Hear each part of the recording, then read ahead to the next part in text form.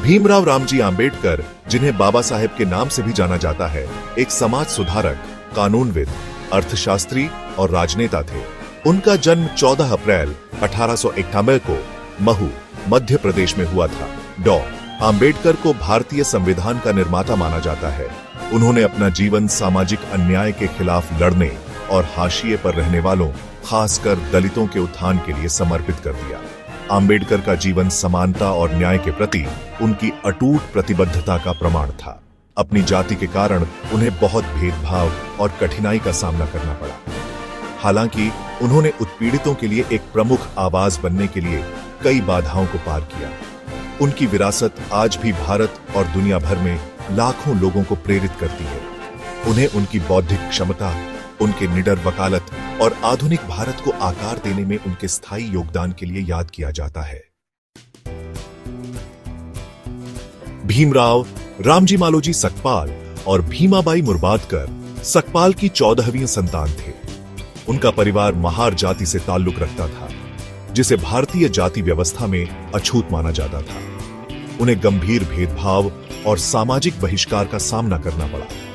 अपनी निम्न सामाजिक स्थिति के बावजूद रामजी सकपाल ने ब्रिटिश भारतीय सेना में सेवा की। उन्होंने अपने बच्चों की शिक्षा को प्रोत्साहित किया। भीमराव ने कम उम्र से ही असाधारण बुद्धिमत्ता दिखाई। हालांकि उन्होंने स्कूल में भी जातिगत पूर्वाग्रह का अनुभव किया। उन्हें अपने सहपाठियों से अलग बैठने के लिए मजबूर किया जाता था। उन्हें अक्सर पानी जैसी बुनियादी सुविधाओं से वंचित रखा जाता था। भेदभाव के इन शुरुआती अनुभवों का युवा भीमराव पर गहरा प्रभाव पड़ा। इन्होंने सामाजिक समानता के लिए लड़ने के उनके दृढ़ संकल्प को हवा दी।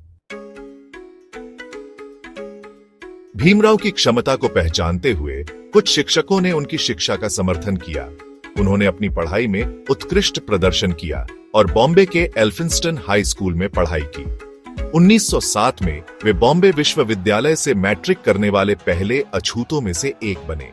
ज्ञान की प्यास ने उन्हें उच्च शिक्षा हासिल करने के लिए प्रेरित किया। उन्होंने 1912 में बॉम्बे विश्वविद्यालय से अर्थशास्त्र और राजनीति विज्ञान में डिग्री हासिल की। उन्हें न्यूयॉर्क शहर के कोलंबिया विश्वविद्यालय में अध्ययन करने के लिए बड़ौदा के महाराजा द्वारा छात्रवृत्ति प्रदान की गई। कोलंबिया विश्वविद्यालय में आंबेडकर ने प्रसिद्ध अर्थशास्त्री एडविन सेलिगमैन के अधीन अध्ययन किया। उन्होंने 1915 में अपनी मास्टर डिग्री हासिल की। उन्होंने प्राचीन भारतीय वाणिज्य शीर्षक से एक थीसिस प्रस्तुत की। इसके बाद Ambedkar London school of economics में पढ़ने के लिए लंदन चले गए। लंदन में उन्होंने भारतीय अर्थशास्त्र पर अपना शोध जारी रखा और कानून का भी अध्ययन किया। उन्होंने अपनी थीसिस रुपये की समस्या, इसकी उत्पत्ति और इसका समाधान के लिए लंदन स्कूल ऑफ इकोनॉमिक्स से अर्थशास्त्र में DSc की उपाधि प्राप्त की। 1923 में उन्हें ग्रेज इन में बार में भी बुलाया गया।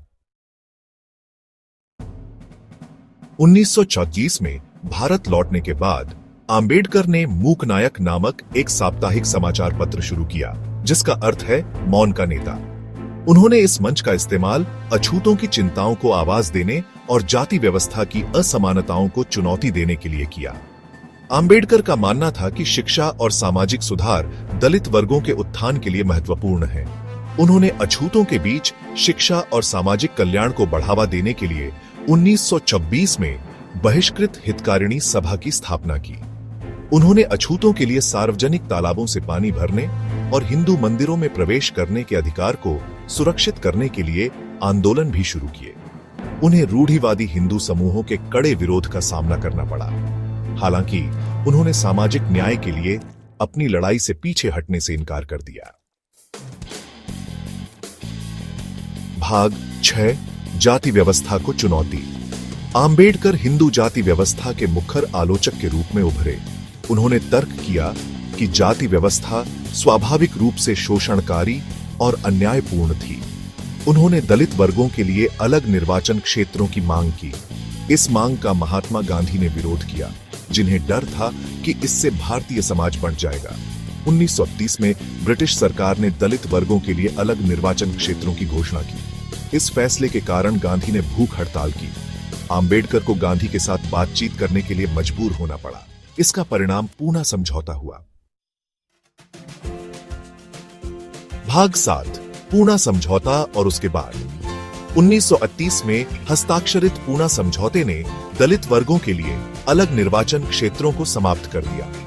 इसके बजाय इसने प्रांतीय विधानसभाओं में उनके लिए सीटें आरक्षित कर दी। हालांकि यह एक महत्वपूर्ण उपलब्धि थी, लेकिन आंबेडकर ने बाद में समझौते के प्रति अपना मोहभंग व्यक्त किया। उन्होंने महसूस किया कि यह दलितों के सामने आने वाली सामाजिक और आर्थिक असमानताओं का पर्याप्त रूप से समाधान नहीं करता है। फिर भी पूना समझौते ने आंबेडकर की राजनीतिक यात्रा में एक महत्वपूर्ण मोड़ ला दिया। उन्होंने दलितों और अन्य हाशिए पर रहने वाले समुदायों के अधिकारों के लिए लड़ना जारी रखा।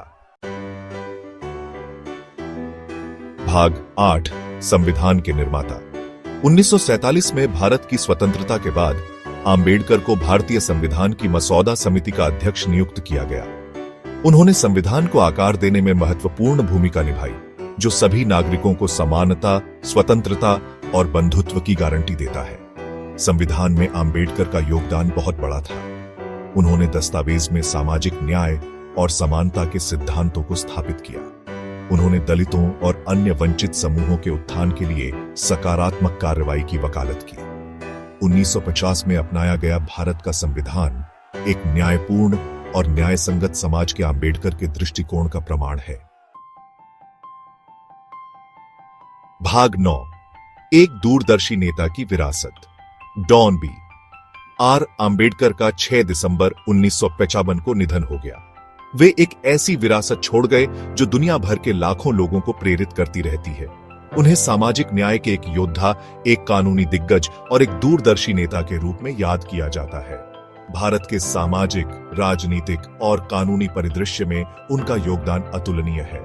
दलितों और अन्य हाशिए पर रहने वाले समुदायों द्वारा उन्हें आशा और सशक्तिकरण के प्रतीक के रूप में सम्मानित किया जाता है। उनका जन्मदिन 14 अप्रैल भारत में सार्वजनिक अवकाश के रूप में आंबेडकर जयंती के रूप में मनाया जाता है।